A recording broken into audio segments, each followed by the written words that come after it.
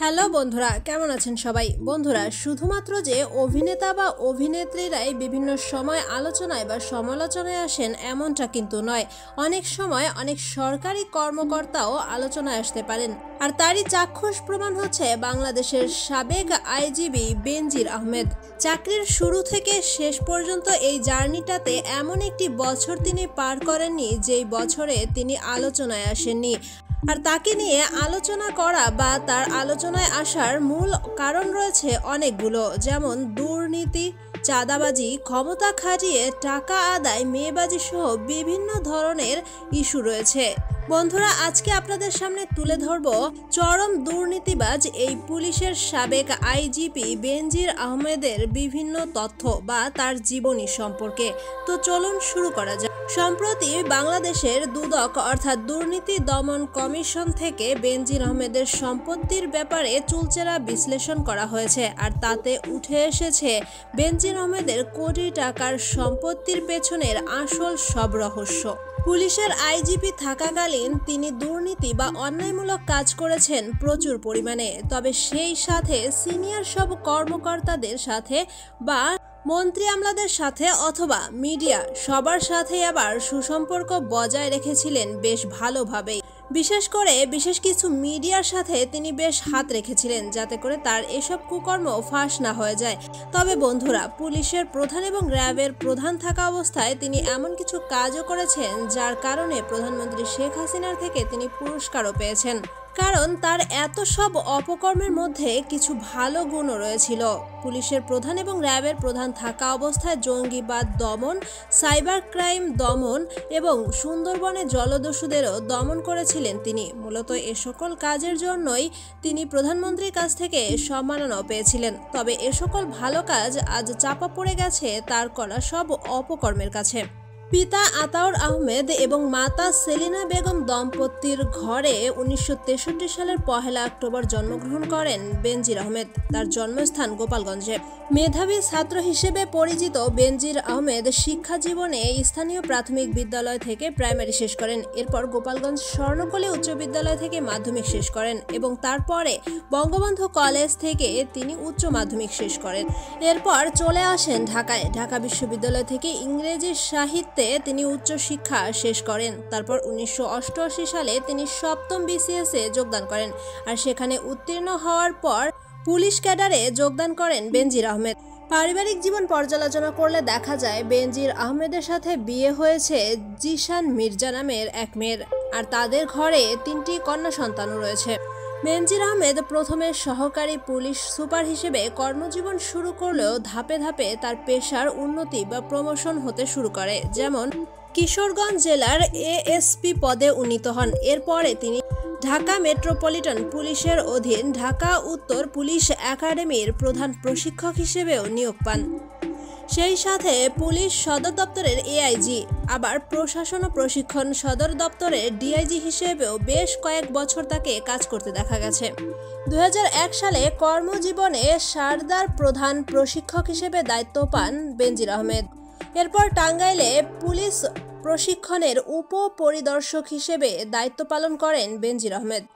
জাতিসংঘের শান্তি রক্ষা মিশনে অংশ নিতে বেনজির আহমেদ বসনিয়া এবং কসোভোতেও বেশ কয়েক বছর কাটিয়েছেন। সেই সাথে জাতিসংঘের সদর দপ্তর নিউ ইয়র্কে চিফ ম্যানেজমেন্ট অফিসার এবং সার্ভিসেস হিসেবেও 1 বছর তিনি কাজ করেছেন। এরপর তিনি র্যাবে পদার্পণ করেন।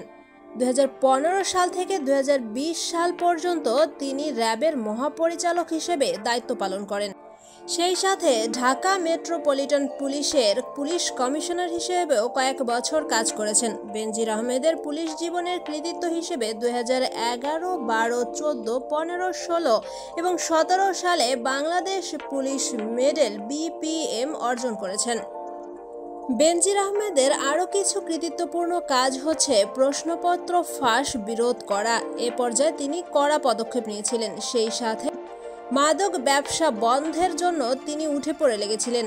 র্যাবের মহাপরিচালক থাকা অবস্থায় র্যাবের নেতৃত্বে এই মাদকদ্রব্য চোরাচালান, মাদকদ্রব্য সেবন এসব প্রায় বন্ধই হয়েছিল।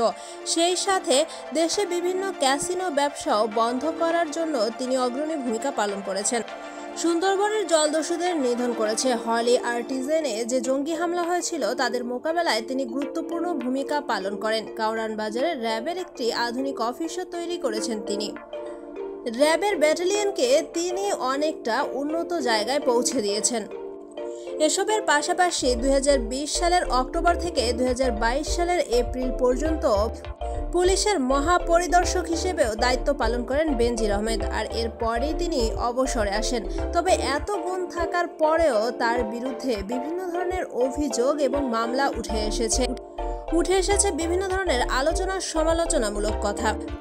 গুম, খুন এবং আরও কিছু হত্যাযজ্ঞের অভিযোগ ওঠায় যুক্তরাষ্ট্র থেকে বেনজির আহমেদ এবং তার সাথে আরও কিছু সঙ্গীকে বাতিল বলে ঘোষণা করা হয়। অর্থ আত্মসাৎ, পাওয়ার খাটিয়ে চাঁদাবাজি এছাড়াও আরও বিভিন্ন অসদুপায় অবলম্বন করে বেনজির আহমেদ এবং তার পরিবার ঠিক এতটা অর্থ উপার্জন করেছে বা এত সম্পত্তির মালিক হয়েছে যে তথ্য জানলে আপনার মনে হবে তারা কি আলাদিনের চেরাগ পেয়েছিল, যে এত অল্প সময়ে এরকম কোটি কোটি টাকার সম্পত্তির মালিক হলো। একজন পুলিশ আইজিপির স্ত্রী হয়েও তিনি সাভানা ইকো রিসোর্ট লিমিটেডের প্রধান চেয়ারম্যান। এছাড়াও বেনজির আহমেদ তার স্ত্রী এবং কন্যাদের নামে এত সম্পত্তি গড়ে তুলেছে যার একজনের সম্পত্তি দিয়ে একটি গোটা শহরকে কিনে নেওয়া যায়। দেশের বিভিন্ন স্থানে স্ত্রী এবং কন্যাদের নামে বিভিন্ন জায়গায় সম্পত্তি ক্রয় করেছেন। সারা দেশ মিলে বেনজির আহমেদের প্রতিষ্ঠিত 6টি কোম্পানির হদিশ মিলেছে। সেই সাথে বিভিন্ন বড় বড় কোম্পানিতে বেনজির আহমেদের বিনিয়োগের পরিমাণ দাঁড়িয়েছে প্রায় 500 কোটি টাকা। ঢাকার সব নামি দামি অঞ্চলে রয়েছে তার বিলাসবহুল ফ্ল্যাট। সেই সাথে বড় বড় সব 5 স্টার হোটেলে মেয়েদের নামে রয়েছে অনেক শেয়ার। পাশাপাশি ঢাকার নামি দামি সব অঞ্চলে তার রয়েছে বিঘার পর বিঘা জমি। পূর্বাঞ্চলে রয়েছে তার একটি বিলাসবহুল ডুপ্লেক্স বাড়ি, যেটার দাম হিসাব করলে দাঁড়াবে প্রায় 45 কোটি টাকা। সেই সাথে পূর্বাঞ্চলে আরও প্রায় 20 বিঘার মতো জমিও রয়েছে তার। এরই মধ্যে হঠাৎ করে জারি হলো তার চাকরি থেকে অবসর নেওয়ার প্রজ্ঞাপন। তবে বিভিন্ন বিশেষজ্ঞ বলছে চাকরি থেকে অবসর নিলেও সরকারি বিভিন্ন নতুন প্রজেক্টে দেখা যেতে পারে বেনজির আহমেদকে। কেউ ধারণা করছে বেনজির আহমেদ রাজনীতিতেও যোগ দিতে পারে। তবে পুলিশ বাহিনীর মতে এত দুর্নীতি করার পরেও করোনার সময় তিনি যখন পুলিশের মহাপরিচালক হিসেবে নিযুক্ত হন তখন তিনি পুলিশের সুরক্ষা এবং জনসাধারণের সুরক্ষার জন্য বেশ কিছু অগ্রগতিমূলক কাজ করেছেন।